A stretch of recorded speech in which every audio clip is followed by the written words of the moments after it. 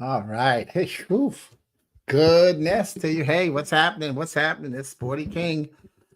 Just finishing up some stuff on Facebook, or as I like to call it sometimes, Fussbook.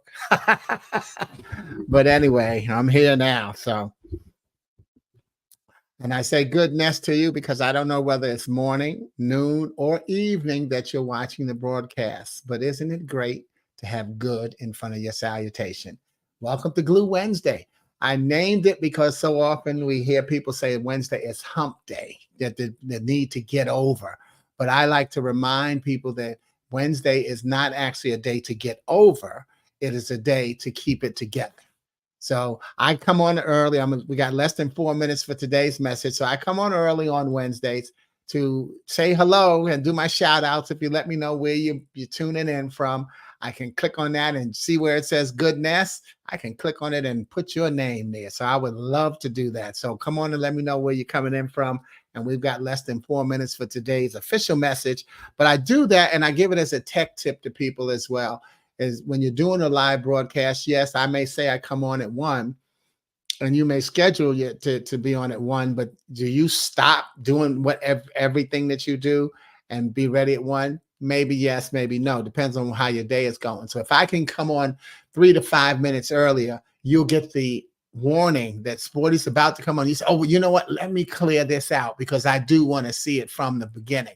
Not that it's bad that you come on and watch it as a video either. That's why the goodness comes in. But that's the tech tip for those of you who are thinking about doing live broadcasts or doing them already. Come on 3 to 5 minutes early and let the technology do what it calls build the audience and gets everybody ready. Okay. So we've got less than 3 minutes for today's actual message.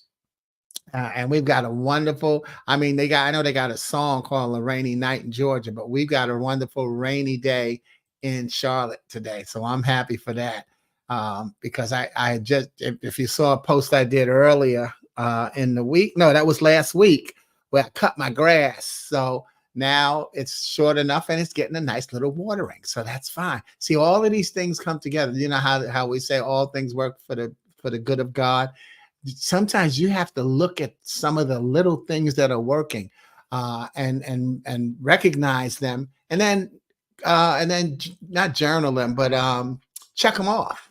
Be conscious of the goodness of God. Don't just talk about it, live it. I like to call it, I don't practice what I preach what I practice. And so I'm not going to act like I'm strong. I'm going to be strong. We got less than 2 minutes to go for today's message. And again, I want to thank a dear friend of mine, Barry Mixon, who responded to what I posted about the bridge collapsing in Baltimore. And I like what he said because it gives us another side of it. But I just sent a clarification of what I was saying. So you got two ways of looking at it, because that is one thing that we're going to actually end up covering today. And as I'm thinking about it, is that there's always another way of looking at something. And so because Barry's a good friend of mine, I'm not at all insulted by him not understanding where I was coming from. And because, sometimes, people do that. And I actually don't allow it. I always tell people that I don't honor, we got less than a minute. I don't honor the Second Amendment on my page because it's a personal page. And so therefore, it's for like-minded people. If someone gets on and goes on a rant about something, then, I don't allow that. But I just want to encourage you, if you saw what Barry wrote, please recognize that that's the type of dialogue I don't mind handling and having, because it's a person whose heart I know, and we're in the same battle together. And even when you're in the same battle together, each of you has a different mission to make the fight a victory. So what's going on for my family in Chicago? It's 1:00. Hey, what's going on, Daphne? So good to see you. Welcome, welcome, welcome. And let's get rolling with Glue Wednesday. So as I mentioned to people on the video, I mentioned to you now, and that is that, so, the reason a lot of people call Wednesday hump day, and that's from old school. I always say old school rules, because in old school, we used to say that we didn't have the term flex time, but there's always been flex time. We even said you work Monday to Friday, or the weekend. That's how we said it. but there's always been flex time because there's always been hotels, the hospitality industry, traffic, so there's always been flex time. Some people have work Thursday to Tuesday or Thursday to Monday. It doesn't have to work Monday to Friday. All right. So I decided to just add a little flip to it. Instead of calling Wednesday hump day, I call Wednesday the middle of a traditional 7-day week, regardless of when you work. It's the day that keeps the weekend and the week beginning together. And so therefore I call it the glue, and it puts me in one of my favorite poses. That's the prayerful pose. And therefore I let glue equals GLUE. God's love undoes everything. Not that God's love will tear things apart, but that which has been torn apart, God's love will bring it back together. So welcome to Glue Wednesday if this is your first time, and welcome to Glue Wednesday if this is your next time. This week, I'm going to be taking you back to 2017 when I actually broadcasted my first Glue Wednesday. I didn't even realize that till I started preparing. I said, oh, wait a minute, because I know I've been doing it since 2017, but I'm taking you back to my actual first Glue Wednesday broadcast, and I'm going to read it in its updated version. Okay, I'm going to read it in its updated version, and I'll be talking about personal power and using my guiding scripture, which today will be from Galatians 6:4-5, which says, be sure to do what you should, for then you will enjoy the personal satisfaction of having done your work well, and you won't need to compare yourself to anyone else, for we are each responsible for our own conduct. So my session today, the title is called Silent Joy. And silent joy is the inward celebration of who we are that we bypass sharing in the name of being humble or misunderstood. I also see it as recognition of just how powerful we really are. You see, first we must acknowledge joy, Joy, just one you. It sometimes sounds like a cliche, yet there really is nobody else like you. So a lot of times people say, oh, well, hey, there's nobody else like you. But yeah, that's not a cliche. That's true. There's nobody else like you. So that's joy. There's just one you, and that's worth celebrating. And then we also think about it when somebody says, oh, like they'll say to them, oh, sporty, only you would think of that. Well, you know what? That means that without you, certain things wouldn't get done. So if someone says only Daphne, you're on there, oh, Daphne, only you would click on that. Well, then Daphne, we need you to click on it, because if you don't click on it, it wouldn't get clicked on. That's the mindset we need to have as we're looking for silent joy, which is the power within. And sometimes it's hard to accept our personal power. So we source it out to others' opinions these days with our Facebook posts. We shift the responsibility for our actions to popular opinion. Hey, let's poll the audience, dial a friend on those game shows, right? And I'm not saying that we shouldn't seek help here. What I'm saying is I'm reminding us that we have to recognize what we're doing and choose our messengers carefully. Because after you get the input, recognize that the final answer will be up to you. And it has to be you that you can live with, hopefully no regrets. So let me take you back to when I was 8 going on 9. A local church started an Air Cadets program. It was the Air Force Cadets. I went in on the first afternoon to find out what it was about. Now, there are about 12 to 15 of us, and they put us in a cluster and began teaching us how to march in unison. I remember that I was on the outside of the cluster, and they had us turning left and right and about face. And after a few rotations, I don't remember whether they said left or right, but the whole rest of the cluster turned one direction and I turned the other. Now, I remember immediately feeling stupid and rushing to jump back in line with the cluster when the instructor told everyone to stop and confirm that I was the only one who had made the correct turn. So let's decide that the command was left and everybody else turned right. See, I've got to remind us we've made a lot of left turns that someone else have called wrong. Or if the command was right and everybody else turned left, we've made more right turns than we give ourselves credit for because someone else called them wrong. And I'd like to remind us that I use left. And this is again, would I say the blessing what Barry posted, it's another way of looking at stuff. Left, Left. Let's encourage free thinking. See, there's always another way of looking at things.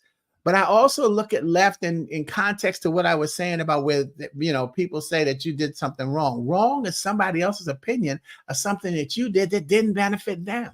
Normally, someone says, "Oh man, that was wrong," and then you say, "Hey, I was going to include you." Oh, okay, well, it wasn't the worst thing you could have done, right? See, they might not have been the best decisions that we've made, but at the time, however, they were the right decisions for you based on the information that you had. And the vision of who you are and who you see yourself to be creates the choices that you see before you. So don't get knocked down by somebody saying, "Oh, you were wrong." No, you were left. Let's encourage free thinking. I want you to go your way. I want you to do it your way. I want you to let me know how you see it, because we're on the same team and we're seeing something different. And we need to understand, what am I seeing and what are you seeing? Because now, once we put our visions together, that's how we go forward, ladies and gentlemen. So that's why you got to be careful of false humility. And I think we talked about that either last week or week before, where some people act like they're humble, but they really aren't, and so that's false humility. And I say to you again, don't be so humble that you lose sight of God's gift to you. You're not to be humble to man. Your humility should be to God. And in that humility, if you're coming from the right place, if your heart is in the right place. In fact, now I remember we talked about it, because last week we talked about the signs of the house. And you've got signs telling yourself around your house how powerful you are. Pictures are nice, but you need to have something on your walls that you can read. So go back and check out that Glue Wednesday post of last week. But you need to read to yourself and talk to yourself. And, I've got a sign right here on my wall that said my 4 conditions for me to make a good decision: because I want to, because I can, because it's time, because I should. And see, I say that to myself every morning. And that helps me decide how I'm going to maneuver this day and the decisions and choices that I have to make. But I never see them as wrong. I see them as left, encouraging free thinking and another way to go. So go inside, even back to your past, and see how you've become who you've become. And along that journey, you remember that you've met a lot of people who've told you what's best for you. I'm not talking about the counselors, coaches, and people's advice that you sought, but the people who've categorized, stereotyped, or put you in a box based on comparing you to someone else or something else that they've experienced. See, a lot of people give you advice based on their experience. And that's why, as Daphne shows you, humility to God is important. It's not about humility to man. Someone else is giving you a comparison of who you are to based on something else that's going on in their life. So thank you, Daphne. Humility is to God, not to man. Okay. And I found out last week that because of the subtitles, that sometimes when I click on names, it cuts out what's said. So I'll take them off so that the subtitles can still work the way they need to and be read as they should.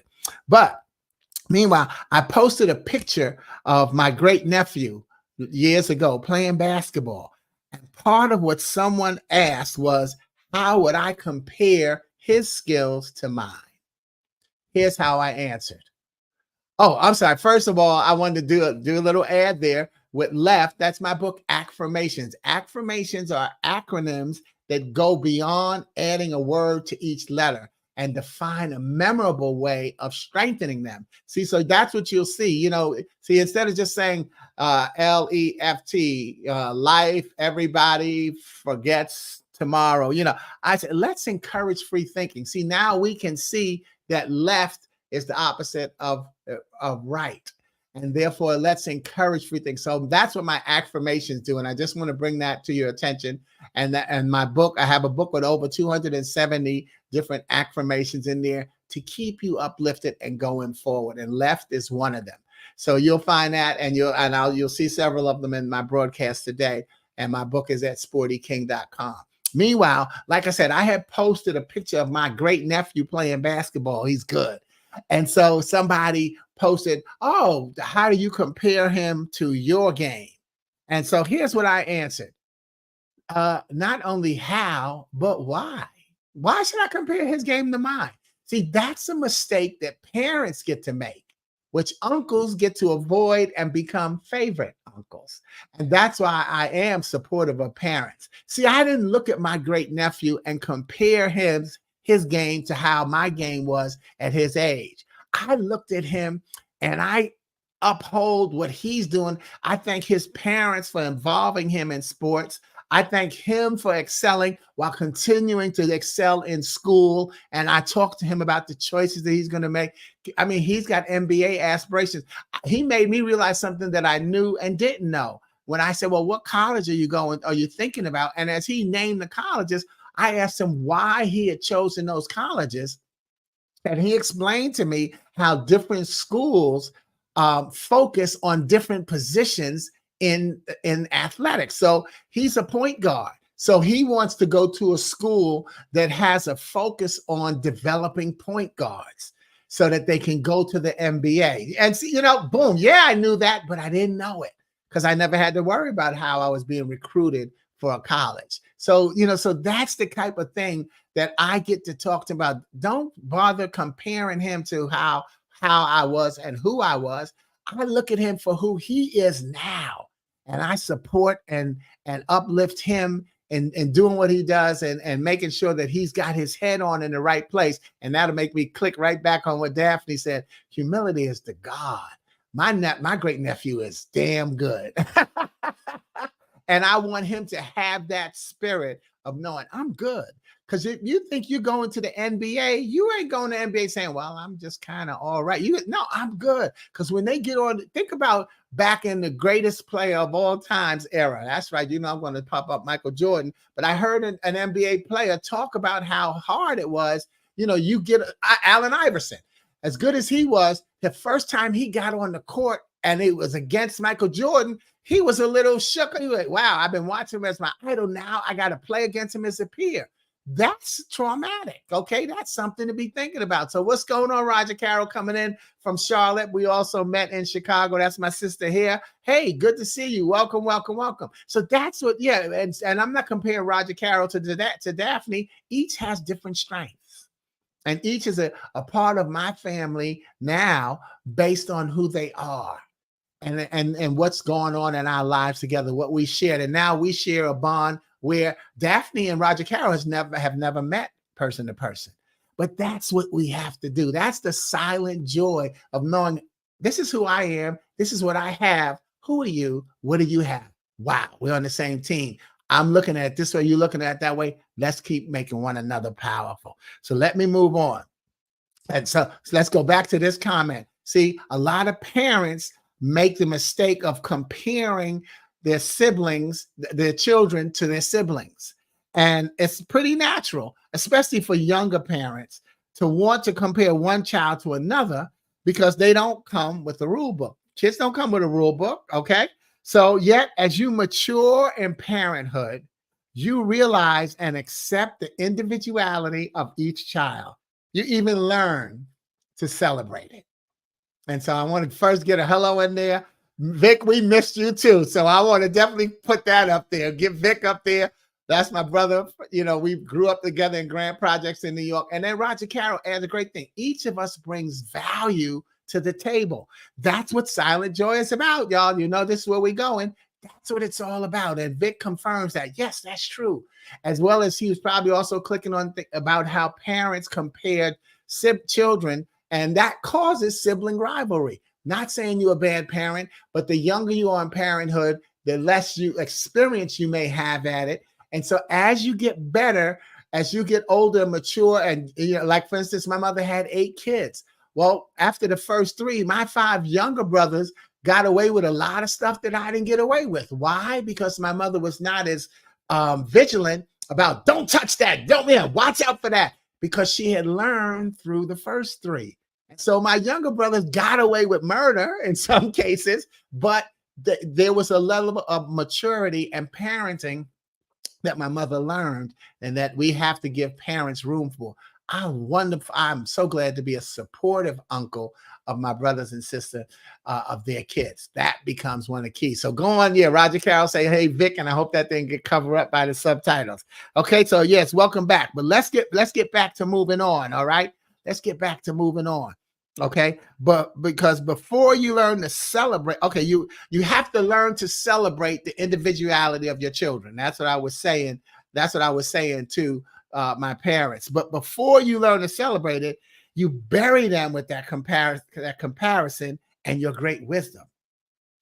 So I wrote this next poem. It's called "Don't You Realize That You Don't Know Me." I wrote it to my mother when I was a teenager. And like most parents, apparently she graduated from PU, that's Parent University, where they teach you how to chant, "I know you, I raised you, I know you, I brought you into this world." Go on and put it in the chat, y'all. Yeah. I brought you in this world. I'm going to let y'all finish that sentence. I know you, I raised you, I know you, I brought you into this world. Then what did the mothers say, or the parents? And maybe some of you have said, I'm going to wait and let y'all put that in the chat before I move on. And even if you're watching the video, go on in and type that in. It's be fun to see how many people heard it from their mothers and their fathers. And that's what I call it, Parent University. There you go. I brought you into this world, and I'll take you out. That's what they learned at Parent University. I call it PU, Parent University. And I make the sentence alone. I brought you in here, I'll take you out. And there you go, Vic. I'll take you out and make another one like you. So I actually wrote this poem and dedicated to my mother when I was 16. I didn't tell her that I wrote it and dedicated to her until I was in my 30s. Okay. But this poem is called "Don't You Realize That You Don't Know Me." How many times have I heard, "I knew you'd do that. It figures you'd say that. Please don't tell me that you know me, because you only insult my intelligence. Don't you realize that you don't know me?" And let me do a quick commercial and say, you're going to hear your parents, you're going to hear your friends, your teachers, you're going to hear yourself, because we have all said it to somebody. So let me restart that. How many times have I heard, "I knew you'd do that. It figures you'd say that. Please don't tell me that you know me, because you only insult my intelligence. Don't you realize you don't know me?" Have I so, oh my God, I don't, the loss of my memory. Have I so shallow a mind that you can pick me apart at will? Are my actions really predictable while looking through your drinking glass crystal ball? Is my voice really always monotone? Don't you realize you don't know me? Don't you realize that you only know what I let you know? And don't you realize that I could never really let you know me, even if I wanted to, because I don't always know myself? Don't you realize you don't know me? Don't you know that what you knew I do, I didn't know I do, even after I did what I did, like you knew I do it? And don't you know that what you figured I'd say, I didn't figure I'd say, even if I said what I said, like you figured I'd say it? Don't you realize you don't know me? Don't you realize that you don't know me? And in slow motion, don't you know that what you knew I do, I didn't know I do, even after I did what I did, like you knew I do it? And don't you know that what you figured I'd say, I didn't figure I'd say, even after I said what I said, like you figured I'd say it? Haven't we all been there? Haven't we all been there? Okay. Over time, where was I? Can anyone else really know you? Think about it. And don't worry about answering that question, because the more important answer is whether or not you know yourself. Do you know your best smile? Do you know your best pose in a selfie? Okay. Do you know how you look when you go to an interview? And what interview? Every day you go out into the real world, you are interviewing. You're interviewing for your next relationship. You're interviewing for how you be served in a restaurant. You're interviewing for how you be perceived as a messenger, as a child of God. You're always interviewing. That's why it's important that you get to know yourself. And so let me look what Roger Carroll said. Moving to live in the same place with my adult daughter has made me realize how much I do not know her. Beautiful. Roger Carroll moved from Chicago and she's now here in Charlotte. And her daughter is here in Charlotte, where she went to school in North Carolina, I believe. And so, and now her daughter, Simone, is a mother. She's married and has a child, and she's a mother and has a husband. And so, yeah, Roger Carroll moved here to the same place with her adult daughter. And now she's went, whoa, I thought I knew this kid, but now I do not know her because she's learning some new things. Thank you, Roger Carroll. Thanks for sharing that. And I know y'all saw in the intro I had put in the announcement, I put, bring some stuff that you celebrate. This is one thing that I think Roger Carroll gets to celebrate. Is not really knowing who her daughter was. I remember my mother. I remember when I first stood up to my mother with something I didn't agree with her on. Of course, it was when I had moved out of the house and I felt that I was an adult and that I had a right to make a stand on what I believed in. And so I'm sure one of the toughest parts for a parent is one of the toughest parts and victories for a parent is when the child stands up to them. Why? Because she raised me to stand up for what I believe. But it's tough to accept that, yeah, don't stand up against me. There's a lot of stuff, a lot of duality that goes on in our lives in terms of being blessed. And so I'm sure that, Roger Carroll has experienced some of that with Simone because now she's looking at her. Yeah, that's still my daughter. That's still my baby girl, but she's married and has a children and she's a mother now. And so thank you for sharing that, Roger Carroll. All of us, this is what we celebrate is because now what Roger Carroll can do with that celebration is celebrate how she got her daughter to being a woman, to being a mother and a grown-up. Amen. Amen. That's what it's all about. Let's get rolling. Okay. So remember, you're interviewing for your next job. And let me, before we go on, I celebrate the discovery of who my child is also as a professional. Right. I'm sorry, because I just linked her into the motherhood thing. But yeah, she's also a professional. Simone is a therapist.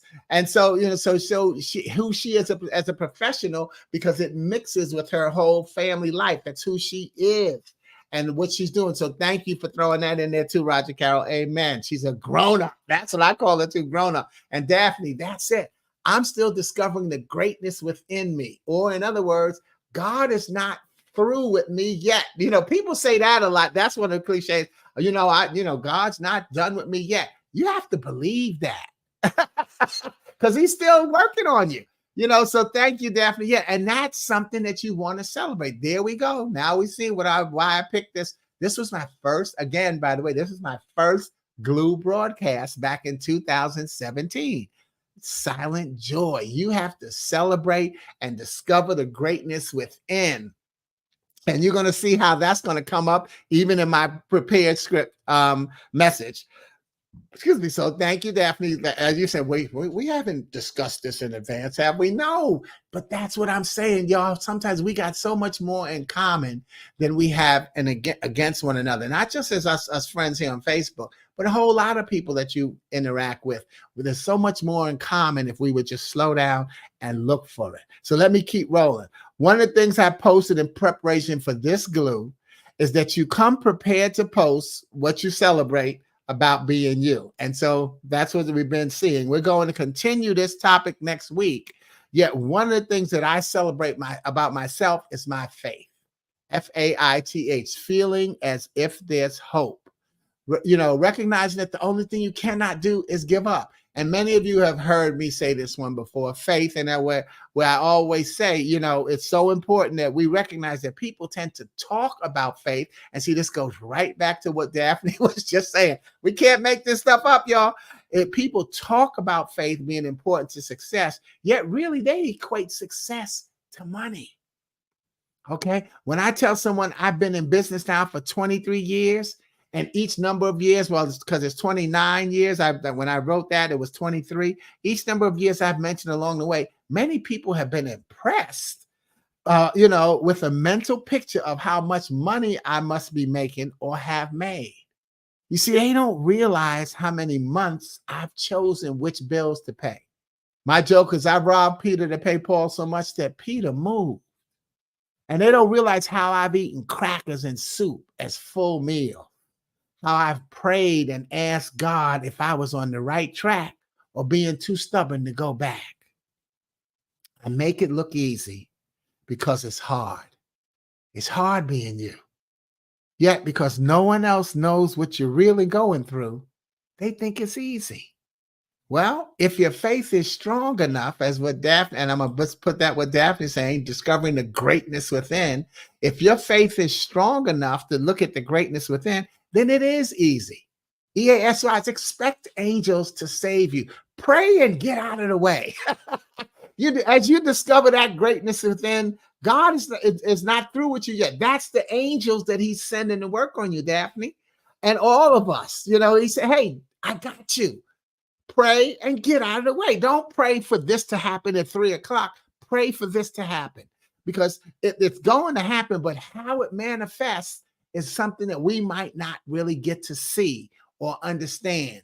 We do the praying and then God makes it happen for us. So that's what you have to do. So thank you for that, Daphne. And so what I'll do is I'll start to close this glue with some examples of prayers being answered. See, they prayed, but they didn't know how they were going to be answered. One of the things that I've done is in reading the Bible, I found ways to separate and categorize scripture for when I need to go within, as we're talking about, and give thanks. So here are some samples of familiar names who didn't know they would be celebrated one day. And I have them under category called Who Am I? In other words, am I worthy? And think about this. Moses said, how can I? Saul replied, Gideon replied, I'm sorry, let me go back. Moses said, who am I? Gideon replied, how can I? Saul replied, but I'm only. King David said, who am I? And then even Jeremiah said, I'm too young. But what we have to recognize is that God has nothing to do. I'm sorry. Age has nothing to do with the magnitude of your blessing. God does not work in mysterious ways. He's crystal clear, while we are on what I call the implementation crew. Yet, when we believe we are made in his image, that we have a personal relationship with him because we really see what he's doing in our lives, it can be scary. Again, because others will tell you how impossible your possibilities are and how wrong you are. So we have to look at what Daniel once said. Daniel was talking about, how can someone like me? See, he was scared. He was afraid to do what God has sent him to do. But God does not work, and this is what I've said already, in mysterious ways. He's crystal clear. We're on the implementation crew. That's what I'd say, is that God is on the planning committee. We're on the implementation crew, and that goes right back to what Daphne said about humility is to God.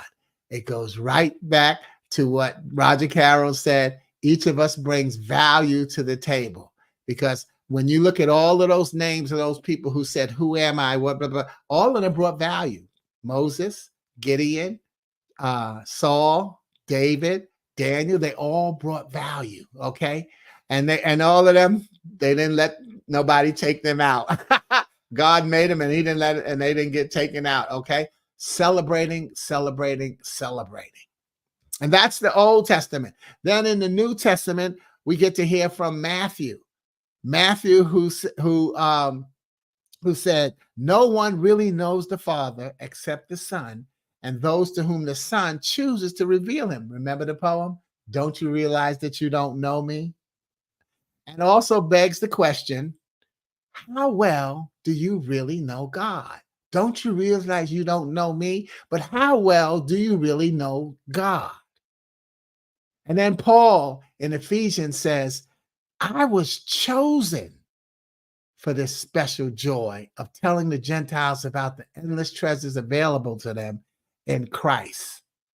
As you celebrate who you are, you allow someone else to believe that they can celebrate who they are. So as Roger Carroll celebrates seeing Simone as a professional, as a mother, as a married woman, as her daughter, that allows Daphne to celebrate her grandchildren or children, if applicable. It allows Vic to do the same. When you celebrate who you are, you allow someone else to celebrate because you are somebody's messenger. And in Revelations, they sang in a mighty chorus, the Lamb is worthy, the Lamb who was killed. He is worthy to receive power and riches and wisdom and strength and honor and glory and blessing. Now, I chose this description of worthiness to imply that we are worthy to receive these gifts too. As we are made in the image of God, you have to believe that you are worthy. And that's what Roger Carroll said. We all see how we all, each of us brings value. Each of us is worthy. We all bring value to the table. See your worth and then be willing to share it. And see it as joy, Joy, just one you. Worth celebrating. There's nobody else like you. And it's funny because somebody will say, well, oh God, only you would think of that. And I mentioned it to you already. Without you, certain things would not get done. Without you, I wouldn't have the broadcast for Glue Wednesday. Yeah, it's just that simple. Who knows how many times I would have gone on with no audience and just say, hey, this ain't working. But now that I say that out loud, I probably would have kept going. But still, you bring the value to it because we have created this family. Okay. And Daphne says, feeling we're not good enough is a learned behavior that's programmed in us at an early age. It takes daily work to reprogram our minds and emotions right. You can just add up all them things that we said, right? Then Daphne just touched on all of the worthiness. We, feel that we're not good enough. Who am I? I'm the youngest. It's a learned behavior program at an early age. But I'm not old enough. That's what Gideon said. Who said that? That was what that was who said that they weren't old enough. That was Jeremiah. Okay, yeah, I'm not old enough. And then it's daily work to reprogram our minds and emotions right. And what do we talk about? Right versus left. Let's encourage free thinking. Yeah, we have to reprogram ourselves and keep programming ourselves to make the right moves and know that every move you make is right because it was a decision that you made based on the information that you had to make the decision. And so that becomes the key. Who are your messengers? And whose messenger are you? Because that's what will help you continue to go forward in the right direction. So silent joy is the inward celebration of who we are and recognition of just how powerful we are. And I want to click back on to what Daphne said. I'm still discovering the greatness within me. You have to recognize just how powerful you are. Roger Carroll said, I celebrate the discovery of who my child is as a professional. That is a reflection of who you are, Roger Carroll, as a professional and as a mother and as a messenger. Okay? That's what we have to continuously recognize. And Vic, even he didn't put a lot in the chat today, but he said true. Sometimes you don't have to say something. You just have to enjoy it. And truth is so important. The truth shall set you free. Who are you? That's what your truth has to be. It's like the cliche when people say, well, to be honest, you want me to be honest with you? I always say, no, tell me a bunch of lies. Yeah, see, we warm up. There's that programming, Daphne. Well, you want me to be honest with you, or to be honest with you? No, see, that's the warm up that we've learned to try to minimize the conflict in case of a statement. When sometimes you need to just come out and say, "Here's the deal." It's a pick and choose. It's not instant. It depends on what's going on. But that's the key of what we need to do. So I thank you for sharing that joy on the screen today as we recognize that glue, God's love, undoes everything. We don't need to hump. We want to find ways to keep it together. And that makes the difference that we make every week here on Glue Wednesday. And I thank you and bless you for what you do with me and for me. Hey. So, what are some other things that you do to celebrate your wonderfulness? We got a couple of minutes left. What are some? Remember, that's what I said. Come on and tell us some things that you do, because I wanted to let you. Like I said, I'm going to carry this on next week, so maybe you'll think about something for next week. But I added my faith as one of the things that I celebrate, because I'm very proud of how strong my faith is and what I do with it, and how I continue to show it. I was just talking about a good friend of mine, my sister in Chicago, Renee Bradford, who always says, she says, "Buddy, you are such a survivor." She said, "You always land on your feet, no matter what goes on." Yeah. And that's because of my faith. Even becoming an entrepreneur, what is it called? It's called stepping out on faith. And I stepped out. I left my corporate job, and I don't have a violin story about, how they were mean to me or nothing like that. I love working at the Wall Street Journal, but I just saw that it was time for me to do something else.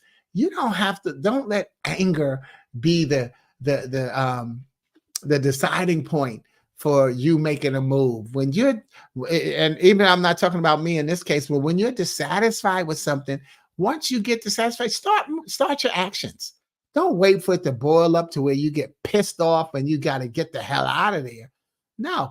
Yeah, and like I said, in my case, it wasn't an anger situation. It was just a recognition where I started to see who I was and where I wanted to go. And that was the move that I decided to make. Okay, so Roger Carroll says, "I celebrate the many loving relationship that God has put into my life." And you know what I would twist that sentence up for Roger Carroll? I would say, "I celebrate the many loving relationship that God has allowed me to attract into my life." Because the relationship that God put in your life is because you attract them. Opposites don't attract. Like attracts like. And because of the person Roger Carroll is, she attracts good relationships into her life. We've been friends for years, and we met because we were met through a friend, Pat Harris, who we were doing an event together, and that's how we met, and we became friends. So that's both of us having the right spirit to attract one another. And I love me some Roger Carroll. So I was so glad when she moved down here. We hang out and we having a ball. That's life. And then Daphne says, "I meditate in my own way and journal when prompted by the Spirit." That's a celebration. And I like how you put that, Daphne. I meditate in my own way, because a lot of people say, "Well, I can't do meditation," because they decided how meditation looks. So take me back to left. Let's encourage free thinking. Meditation has to be how you choose to meditate, how you choose to journal. There's no one way to do it. When I do my military engagements, especially once I start talking about stress release and we talk about how journaling is very important. And imagine, I got a lot of macho guys in there. "Oh, I'm not going to journal." And I say to them, "You know what? Sometimes a journal is, today sucked." Boom. That was your journal entry for the day. The next time, your journal entry is, today was better. That's a journal. You do not have to journal the way somebody else says and the way it seems that it has to be done. You have to do what Daphne said. Meditate in your own way and journal when prompted by the Spirit. Okay? And then that's when Valerie comes in from Chicago and says, "Hello." Even though she says hello as in hi, I look at hello as in hello, what Daphne just said. And, it gives me another wonderful flashback that I get to celebrate. When I used to coach community league basketball in Chicago, in Bolingbrook, when I taught my guys, how when they get the rebound and to go with the fast break to look up. So whenever they get the rebound and somebody was ahead of the field and the guy who had the ball, I would say hello to let them know, hey, hello, it's a guy, it's open. And so all of my kids got used to saying hello when they were open. So that's why I say Valerie says, when Daphne says, I meditate in my own way and journal when prompted by the spirits, Valerie said, hello, that's the way it should go. So see, this is again how we can play off of one another and how we can celebrate one another. Valerie, what's something you celebrate about yourself? And Vic, when you going to put something in? You got time. You typing slow. Come on, brother. All right. And anybody, if you're watching the video, please put how you celebrate yourself, because that's the silent joy. And it brings laughter, which is a healing salve to all of us in these times of strife, which are, it's just the way of the world. Oh my God. Yeah. My sister from New York, Deborah Lorick. Oh man, we go back to junior high school. So just want to say hello, Sporty. I celebrate the fact that I realized that I have been blessed beyond what I could have ever imagined. When I didn't know nor could imagine life without the love of my life, Alan Lorick. Yes. But God has shown me that life goes on. Life gets better and life is worth living. Amen. And I'm so glad you put that to Deborah, because everybody grieves differently. And Deborah's past husband, again, I said his name because I wanted, that was my brother too, Alan. She married a wonderful guy. And when someone dies, and Roger Carroll has the same situation, she's a widow as well. And so you have to come back at your pace. And you have to start looking within. You have to celebrate that I realized that I had been blessed, and more than I could have imagined. I didn't know nor could imagine life without the love of my life. Didn't know, but now I do know. See, it's turning around. It's those questions that we had in the Bible. God has shown me, okay, that life goes on. See, you start to hear what other people are doing to help you move forward. Life gets better. Life is worth living. And life, to me, L-I-F-E, lessons intended for everyone. These are all lessons that Deborah had to get and that you have to get with your life situations as well. Lessons intended for everyone. And right now, we both having our lesson because she recently got her knee replaced. And so she was asking me, oh, how's this going with your knee replacement? Did you have pain with this? And now we're talking about that as well. Okay. Thank you. And then Valerie says, I celebrate myself when I bring impact to others' growth. And that's called acts of kindness. When you help somebody else, it helps you. And so, yeah, believe me, you remember I wrote a poem called Actually I Do Know, because when people say, oh man, you don't know how you just helped me. That is such a blessing to me when someone says what you posted or your poem or your inspirational saying or your faith has helped me. I do. I celebrate me. I love it. I never minimize, their impact on my life when they tell me thank you. And that's the way you have to look at it. Again, I like to think about, when the pastor say, when the church, the doors of the church are open, what do they say? Is there one? The doors of the church are open. Is there one? See, and now if nobody comes, does the pastor say, oh, must not have been good today. Let's cancel church next week? No. We'll be back next week. Today's message didn't have a special impact on anyone, or that person did not move to get up. And so, but they came, y'all. And maybe they just couldn't get up that day. They came. See, stop beating up the people who come and giving credit to the ones who don't show up. The person came. Maybe they didn't get up and walk and join the church. Oh man, why did you? No. Today wasn't the day. Maybe next week, because if they come again, then that might be the day that they decide to get up and walk and join the church. And that's the same thing we have to keep remembering. Today might not be the day that I make the move. It might be tomorrow. But since tomorrow's not promised, I got to figure out which one of my todays am I going to use, because we never make it to tomorrow. Every time we get there, it's today. So deal with yourself today and celebrate yourself. I put that one up. I celebrate myself when I bring impact. And let me twist her sentence, Valerie, when I bring positive impact to others' growth. And so somebody will say, well, it says growth, so that's positive. you can have negative growth as well. See, make sure we get the adjectives in there, y'all, when I bring positive growth to other people.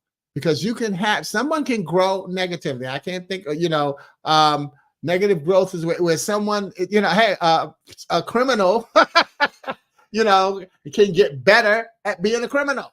Okay. Oh man, my little brother Amos just had his birthday last week. Just checking in. Peace and blessings to you always. Representing Grand Projects. That's us. Grand for life. Yeah, Amos, thank you, man. Good to have you on board. Good to have you on board. But Valerie, I wasn't done with you, but I had to get my brother in there. And I'm not slapping Valerie's hand at all. I'm loving what she's saying, and I'm always going to put that little extra cherry on it, y'all. Because when you have impact, when you have an audience in someone's life, it's important that you stand up and be who you are. See, that's the humility that you have to God. Whoa, I'm in somebody's life right now. I got to step up. And that's what you got to do. So that's why I recognize your worth and your value. And even with Amos saying, hey, big brother, a lot of my, guys from my buildings and from my projects call me big brother. Amos was about 3 years younger than me, if not much, but whatever, they call me big brother, and I appreciate that. So thank you. And yeah, Valerie, thank you. Yes, because it is positive impact. That just as this last couple of months, you've been coming on the broadcast and sharing it. And I meant to thank you for that, Valerie, because she'll click on yes, go ahead, sport. That's positive impact. I appreciate it. There you go. Thank you, Daphne. See, a tumor can be negative also. So a tumor can be negative growth. Bam. See, one of us is always going to have the answer. So let's all stay together as Al Green will say, let's stay together. But let's not have breakfast. Okay, look, let me get out of here. You are welcome, and I like that can be the last word, but I'm going to give it 10 seconds for somebody else to put the last word in there. But let's think about that. You are welcome. You are welcome. You are worthy. That's what silent joy is about. Understanding your personal power and recognizing that God wants you to shine it and represent who he is and who you are. So, thank you so much for allowing me to shine, and thank you for how you shine. And we continue to shine together. 10, 9, 8, 7, 6, 5, 4, 3, 2, 1. God bless y'all. Peace.